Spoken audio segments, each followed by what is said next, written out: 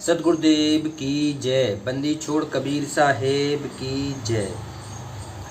तो आज जो शब्द सतगुरु कबीर साहब का गाने वाले हैं वो है चल सतगुरु की हाट।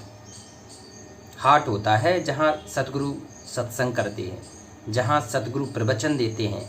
अब उस हाट में चलना है हमको। तो ये सारे शब्द हैं, एक बार हमें दोबारा देखना पड़ेगा। कबीर पंथ के वर्तमान में 12 पंथ चल रहे हैं।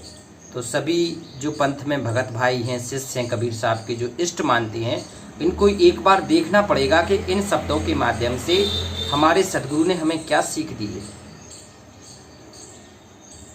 जो 12 पंथ के गुरु हैं उन्हें भी विचार करना होगा कि इसमें सतगुरु ने हमें क्या राह दिखाई है, क्या हमारे पास वो सतभक्ति सच्चा मार्ग है। ये सब इस शब्दों के माध्यम से पहुंचना पड़ेगा कि वो सच्चा गुरु आज कौन है जिसके पास ये कबीर का पूरा मूल ज्ञान है। तो एक बार सुने, इनको समझें, बहुत आनंद आने वाला है। कबीर की गहराई शब्द है, ये अपने सतगुरु के प्रति समर्पण ला देंगे। प्रेम आपका अपने सतगुरु के प्रति इतना गहरा हो जाएगा कि ये अमिट हो जाएगा, अंतिम श्वास तक के लिए ये हृदय में समा जाएगा ज्ञान। ये कबीर साहब का अनमोल ज्ञान है। तो कहती हैं चल सतगुरु की हाट ज्ञान बुद्धि लाइए। चल सतगुरु की हाट, जहाँ सत्संग हो रहा है, जहाँ सतगुरु बैठ के अपने भक्तों से मिल रहा हो, आशीर्वाद दे रहा हो, वहाँ चलना है। कहते ज्ञान और बुद्धि लाइए। वहाँ सतगुरु ज्ञान देंगे, बुद्धि देंगे हैं। कहते हैं वो अपना सर्वस्व लुटा देंगे। एक बार उनके चरणों में बैठ के तो देखो। कहते हैं कीजिए साहेब से हित परम पद पाइए। कहते हैं उस बंदी छोड़ सत कबीर परमात्मा से एक बार प्रेम करके तो देखो, तो वो सब कुछ देने में समर्थ है। सतगुरु जो चाहे सो दे देगा। बस केवल आपके हृदय में एक सतगुरु के प्रति प्यार और समर्पण होना चाहिए। कहते हैं कीजिए साहेब से हित और परम पद पाइए। अगर आपने वास्तव में उससे वो परम पद मोक्ष धाम मांगा, अगर आपने वो शाश्वत स्थान सतलोक मांगा, तो आपको वो सतलोक ले जाएगा। कहते हैं सतगुरु सब कुछ दीन देत कछु ना रहियो। देखो, कहते हैं सतगुरु सब कुछ दीन, वो सब कुछ दे सकता है आपको। केवल आपकी दृष्टि देखना है कि आप मांग क्या रहे हैं सतगुरु से। कहते सतगुरु सब कुछ दीन देत कछु ना रहियो, और हमई अभागन नारी सुख तज दुख लइयो। कहते हमई अभागन नार सुख तज दुख लइयो। यहाँ परमात्मा हमें बता रहे हैं कबीर साहब कि तुम वहाँ रहते थे सतलोक में, और वहाँ सर्वस्व सुख था। और कहते हैं ये हंसा थे अमर लोक को पढ़ो काल बस आए हो, और मने स्वरूपी देव निरंजन तो रखा भरमाई हो। तो तू इस काल के जाल में, काल के साथ में इस लोक में आ गया है। तो तू क्या कह रही, हम ही अभागन नारी हैं। तो हम ही वो अभागन नारी हैं जो इसके चक्कर में यहाँ आ गए। और सुख तज दुख लइयो, तुमने सुख तो सारे छोड़ दिए और दुख अपने हृदय में समा लिया। ये दुख है, ये जन्म मरण, बार बार यहाँ आना भवसागर में, ये दुख है। अपने परमात्मा के घर छोड़ के यहाँ रहना, ये दुख है। कहते हैं गई पिया के महल पिया संग ना रची। देखो, गई पिया के महल, परमात्मा हमें समझा रहा है कि तू वहाँ पिया के यहाँ रहती थी, मतलब सतगुरु परमात्मा के यहाँ, उस मोक्ष धाम सतलोक में रहा करती थी। और वहाँ पर तू ना ठहरी, वहाँ पर भी ना ठहर के इस काल के प्रति तूने आसक्ति लगा ली और यहाँ आ गई। कहते हैं गई पिया के महल पिया संग ना रची, और हृदय कपट रहो छाए मान लज्जा भरी। कहते हृदय में तेरे कपट था अपने। कहते थे तेरी सर्वस्व व्यवस्था सतगुरु भगवान कर रहे थे, फिर भी उससे प्रेम ना कर सकी। वो इस काल के चक्कर में आके यहाँ आ गई। तो तेरे हृदय में कपट था, सतगुरु बता रहे हैं। हृदय कपट रहो छाए मान लज्जा भरी, और जहाँ गैल सिल हली चढ़ो गिर गिर पड़ी। उठाऊं संभार संभार चरण आगे धरो। कहते अभी समझ जाओ। सतगुरु विनती कर रहे हैं कि हे मेरी प्यारी आत्माओं, अभी तुम अपने आप को संभाल लो, अभी तुम सतभक्ति करके मुझे हृदय में स्थान दे दो। ये कबीर परमात्मा से कह रहे हैं, हर उस आत्मा से जो वहाँ जाना चाहती है, जिसको पता चल गया ये काल का जाल है।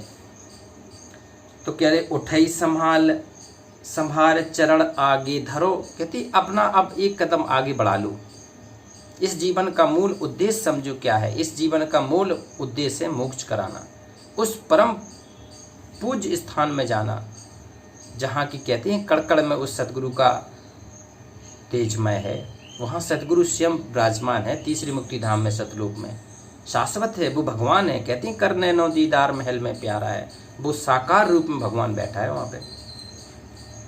जो पिया मिलन की चाह कोने तेरी लाज है, कहते अगर वास्तव में तुझे उस परमात्मा के घर जाना है, उस प्रियतम पिया के घर जाना है, तो जो पिया मिलन की चाह कौन तेरी लाज है, तो फिर तुझे किस बात की लाज है। मीराबाई सर्वस्व छोड़ के, सर्वस्व लुटा के अपने प्रियतम जिसको भगवान मानती थी, इष्ट मानती थी, उसके लिए निकल पड़ी थी। तो अब तुझे भी किसकी लाज है। अगर तू ऐसी लाज देखती रहेगी तो फिर तू नहीं पा पाएगी, कुछ नहीं मिलेगा तुझे, ना भगवान मिलेगा ना वो भक्ति मिलेगी। तो कबीर साहब कहते हैं जो पिया मिलन की चाह कौन तेरे लाज है, अधर मिलो किन जाए भला दिन आज है।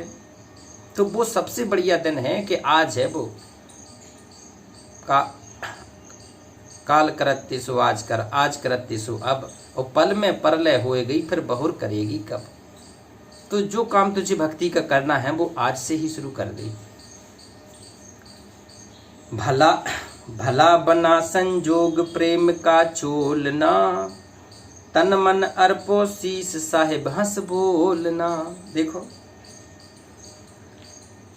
भला बना संजोग, ये संजोग बना है। जो कहते हैं सतगुरु का मिलना ऐसे नहीं होता है, ये संजोग होता है। कहते भला बना संजोग प्रेम का चूलना, ये प्रेम का मार्ग है। अगर वास्तव में आपके सतगुरु से प्रेम है, अगर सतगुरु आपसे प्रसन्न है, तो ये आपको अपनी शरण में ले ही लेगा सतगुरु। कहते हैं किसी भी प्रकार से एन केन प्राकेण, किसी भी प्रकार से वो परमात्मा अपनी ओर आकर्षित कर ही लेगा। ये विधान है भगवान का। कहते तन मन अर्पो शीस साहेब हंस बोलना। कहते तन मन और अर्पो शीस, कहते हैं सतगुरु के समर्पण में तन मन अर्पो शीस और साहेब हंस बोलना।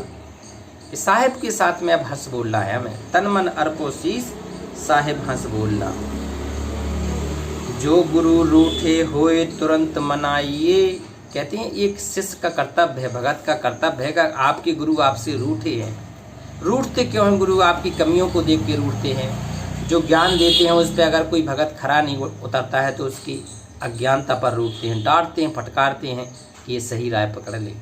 तो अगर आपके गुरु रूठ गए आपसे, कबीर साहब कह रहे हैं कि जो गुरु रूठे होए तुरंत मनाइए। अगर वास्तव में कोई समझदार शिष्य है, समझदार भगत है, तो अपने रूठे हुए गुरु को तुरंत मना लीजिए, तुरंत दंडवत प्रणाम कर दीजिए, चरणों में लेट जाइए भगवान के, क्योंकि गुरु ही भगवान होता है और कोई भगवान है नहीं सृष्टि में। और हुए दीन आधीन चूक बख्शाइए। बिल्कुल आधीन हो जाए अपने सतगुरु के चरणों में और बख्शीश मांगे, हे परमपिता परमात्मा मुझसे जो गलती हो गई मुझे बख्शीश कर दो, मुझे माफ़ कर दो। तब वो कहते हैं सतगुरु पूर्ण परमात्मा आपको माफ़ कर देगा।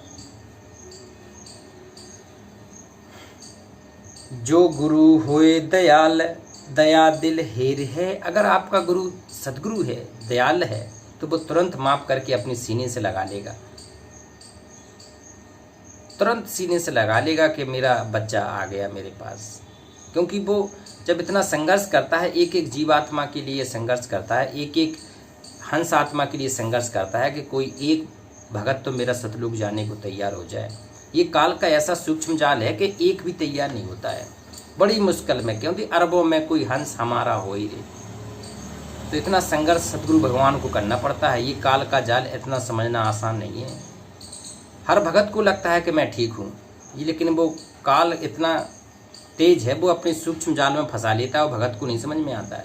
तब ये कबीर की ये वाणियाँ काम करेंगी कि अब हमें कैसे अपने सतगुरु के प्रति प्रेम दर्शाना है। कोट करम कट जाए पलक छिन फेर है। कहती हैं अगर सतगुरु की शरण में आके करोड़ों कर्म कट जाएंगे एक ही बार में। कोट कर्म कट जाए पलक बिन फेर है।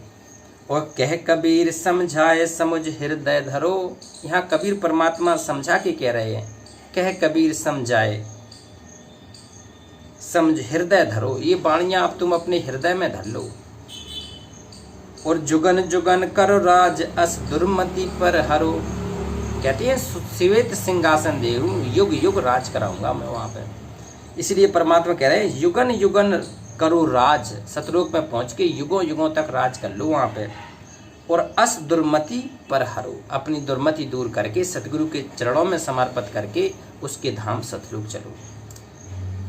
तो ये कितनी बड़ी बात है, ये भगवान की कितनी बड़ी महिमा है उस पूर्ण परमात्मा कबीर साहब की, कि उसको अब हृदय में समाना है, सतगुरु को अपने हृदय में समाना है और सतगुरु के शरण में रह के सतगुरु को सर्वस्व न्यौछावर करके हमें सतलोक चलना है।